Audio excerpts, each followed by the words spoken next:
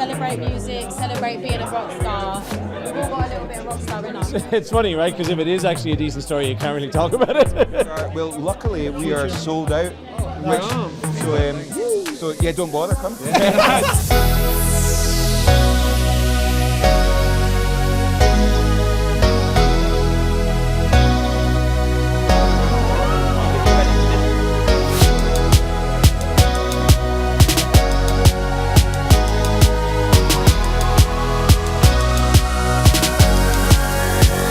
How you doing? It's wonderful to have you because, one, welcome to London, to the Roundhouse, but it's a bit of an Irish theme of tonight, aren't we? We're honouring Sir Bob Geldof. Yes. What does he mean to you as an artist, as a figure in the music industry? I guess as an Irish person, oftentimes you don't even necessarily think of the artist, you think of the sort of activist and the philanthropist and just what he's done. I was talking to someone about it the other day. It's just takes an awful lot of bravery to kind of achieve what he did, particularly with Live Aid, of course. And when I hear my parents talk about Live Aid, even, it's such an inspiring thing. And as somebody who kind of creates his own festival now, yeah, it's a very inspiring thing for me to see. So yeah, it's cool to be here. It's amazing that we're here at the end of 2025. Please tell me the story of Dermot's 2025. How's it been for you? Oh, it's been beautiful, but it's been quiet too. I made so much music, you know. I played some shows. Yeah, it felt like a beautiful year because I spent a lot of time at home. If I did play a show, it felt very intentional and it felt more in line with what I'd like to do going into the future. And in terms of the music I made, it was a very healthy, fulfilling process. So yeah, it was a good year for me. I'm happy for you. Nice one, man. Thank you. We're here at the Rolling Stone Awards where, it's synonymous with rock and roll. Please tell me, what's your go-to rock and roll story that you're allowed to tell us? My rock and roll story. I have a very boring touring life. It's funny, right? Because if it is actually a decent story, you can't really talk about it. So yeah, it's quite boring. But I just in terms of people that are involved this evening, it may not be a rock and roll story, but the coolest thing for me this year was with the Cranberries, to perform with them. It just, I don't know, I like to kind of be given that honour and to try and do those songs justice meant an awful lot to me. So that felt rock and roll to me. Well, enjoy tonight. Thank you so much for your time. Thank I appreciate you. Of course, Cheers, man. Welcome to the Roundhouse, a place you've been many times before. Thank you very Can you much. please give us an overview of what your role is here tonight at the Rolling Stone Awards? I'm presenting Best Record Label. Fantastic. And this is an occasion where you're going to be schmoozing with a lot of industry veterans and a lot of newcomers as well. Do you get a stage now where young artists are coming up to you and asking for advice, and what advice do you give them? I wish I had great advice, just be yourself, or it's going to be okay. But you have to sort of I guess timing is kind of quite important, and hard work, and kind of try to be yourself. Basically. Yeah. 2025, it's ridiculous that we're almost at the end of it now. I know, Please give me a recap. What's the story of Tim Burgess' 2025 been? Well, my story has been preparing to release an album called We Are Love, which we did, I don't know, I can't even remember what day it is, a couple of weeks ago, a month ago maybe, and I've just got off a plane, so, so the reception's been great, and it's been exactly what we hoped for. Do you know what number album is this like? Do you still get the same buzz and feeling each time you go through the cycle of preparing to release, post-release and stuff? Is it he'll hit the same? It's mad. It changes every time, but we all feel as excited, when we've done the last note in the studio. It's like, oh my God, this is it. It's actually finished, and that's. Do you have a go-to celebration of how you do celebrate that last note in the studio? Just come to award ceremonies and sort of and present awards to great people and schmooze with the young and the old. Speaking of, I mentioned how we're going to have a lot of youngsters and be hopefully looking at you as an icon of the music industry. Have you had the opportunity in your career to speak to your icons of who you loved when you were younger? Yeah, I have. Robert Smith. I interviewed Robert Smith. It was a highlight of my life. I have, been on tour with the Rolling Stones. I can't think of anyone else, but they're all my icons. Kevin Shields is my icon. I saw him play here five 5 nights when they came back a few years ago, and they're on the way out to play again. So that's exciting. Great.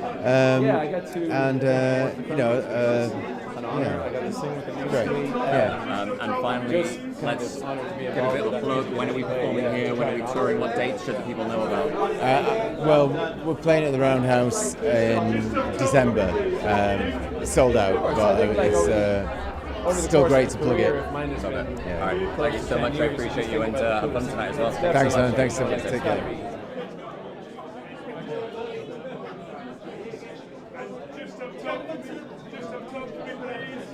Made it through to the World Cup, and how was that? For about 87 minutes, we were flat on the floor, crying, and then it went to the best 8 or 9 minutes of our entire life.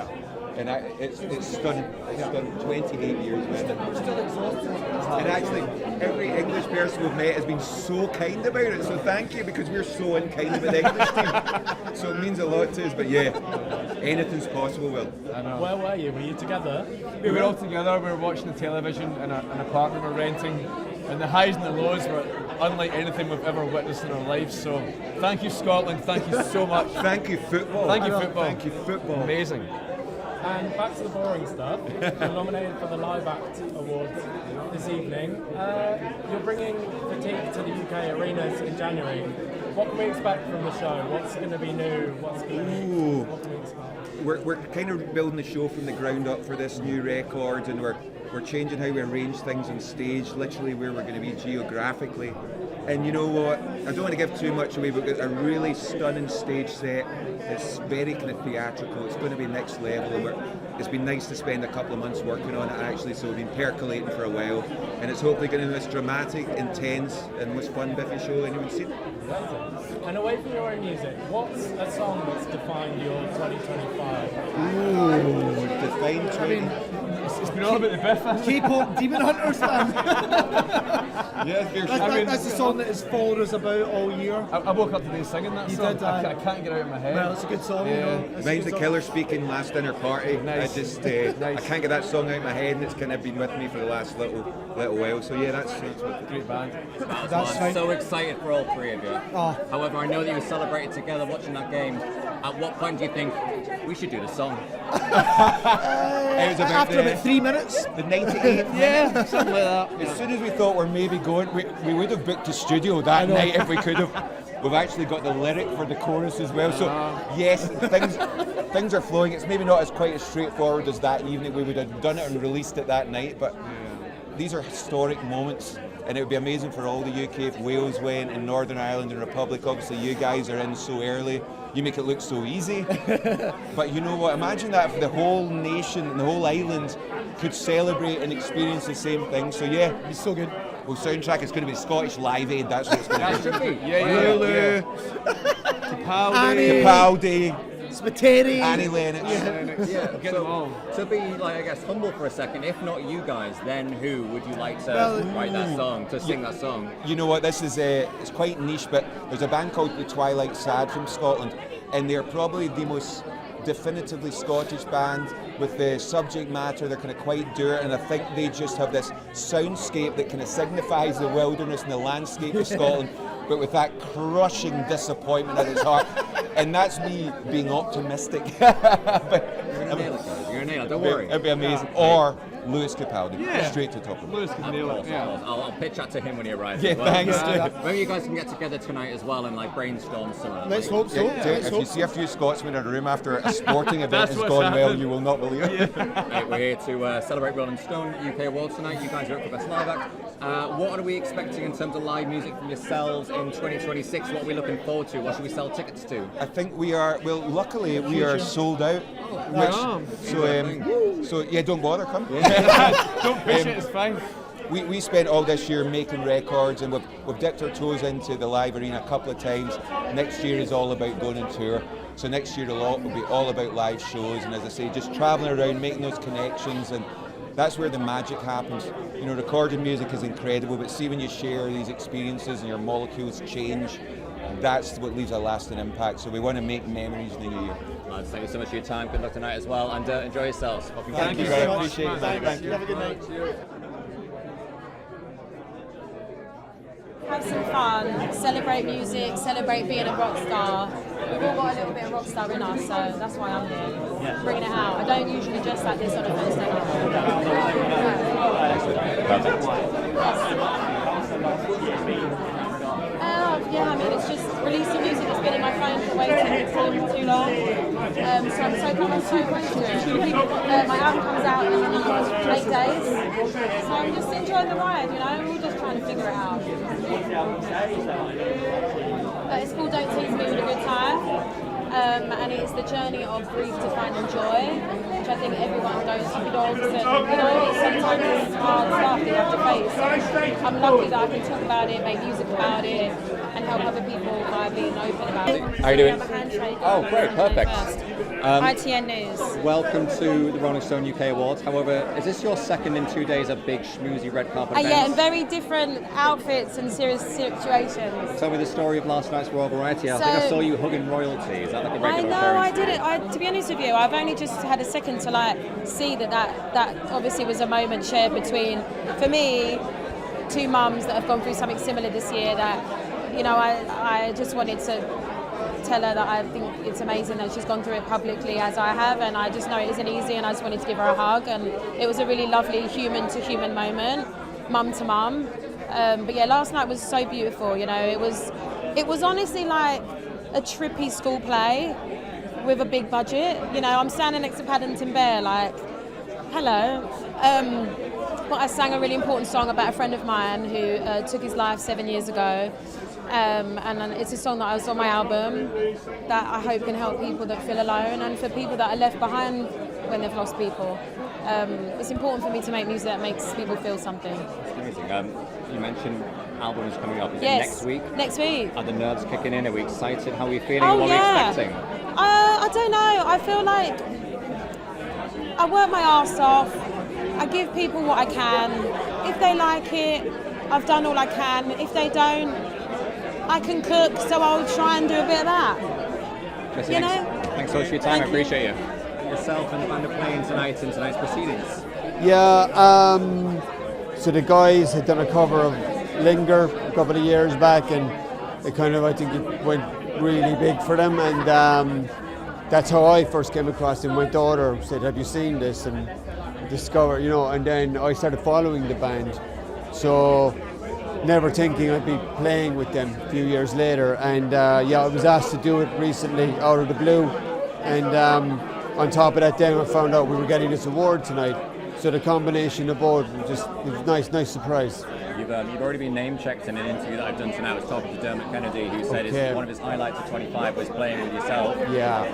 But I want to think from you, have you had the chance in your career to meet your musical icons and your heroes, and how did those meetings go? That's the really big perk of this job, you know. Yeah, I mean, for me, the two that really stand out, I suppose, like I grew up a huge Smiths and Cure fan, and I met Robert Smith 2019 after a gig, which was amazing, and then Johnny Marr played in the city I live last year, and I got to spend an afternoon with him, which I didn't expect, and it was just, yeah, it was kind of definitely a highlight. Yeah. So you can meet your heroes then. That's... You can, yeah. You hear about the ones you shouldn't meet, so.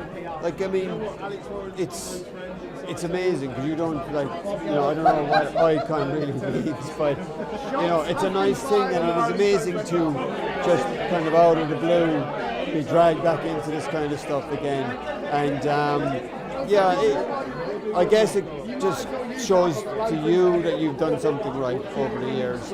And I never realised how big the band really were till we finished. And then you kind of start to realise that even whatever we are 7-8 years now later, that those songs are still getting played all the time. How did you feel when you started to see that big reaction worldwide to your music in general? I mean, when you're in the middle of it, you don't really take any notice. You know, through the 90s when the band were at their height, it was just another, you know, do another tour, do another album, go home. And I guess what really brought it home was, unfortunately, when Doris passed away, and the kind of, you know, the way the reaction was throughout the world. There was videos constantly, and it definitely helped kind of get you through that time. but there was that realization of how big the band were, because we were still kind of really touring up until a few months before that. You kind of thought we just tip away and we're doing our thing here.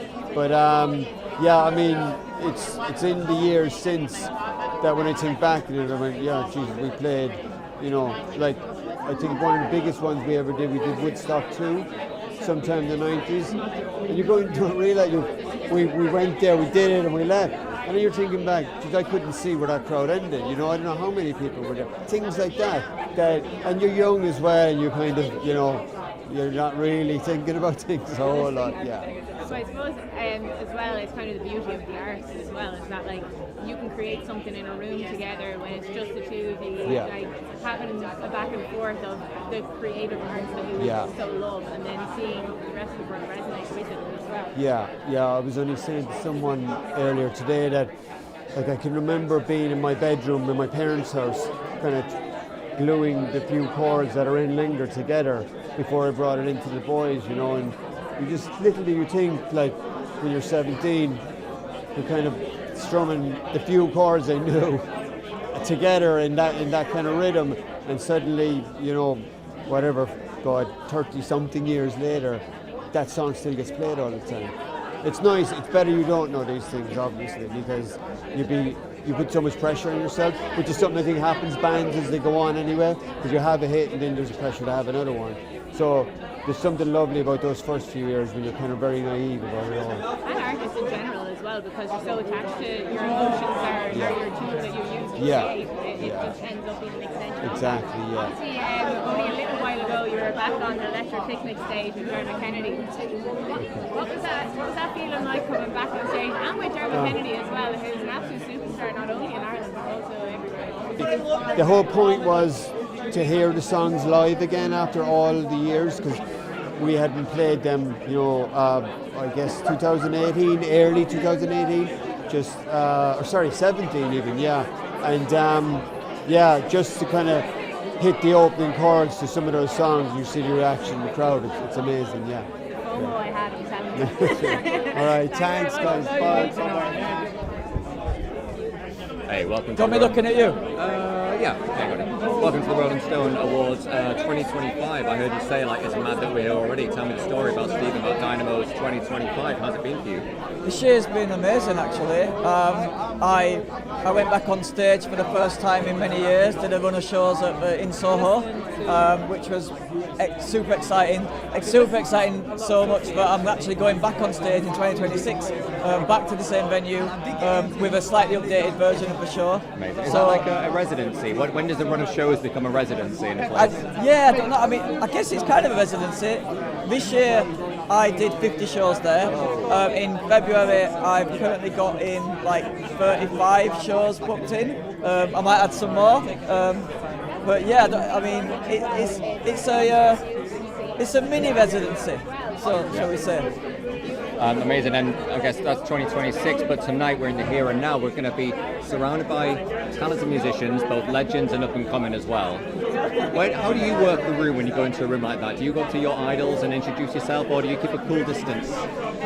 I try to play it cool, but you know what, sometimes you never know who you're going to get to meet, and I know that when I share magic, you know, sometimes in these events it can be a bit like, you know, you need something to break the ice, so I come with the perfect icebreaker and help to bring people together. But tonight, you know, there's one legend missing.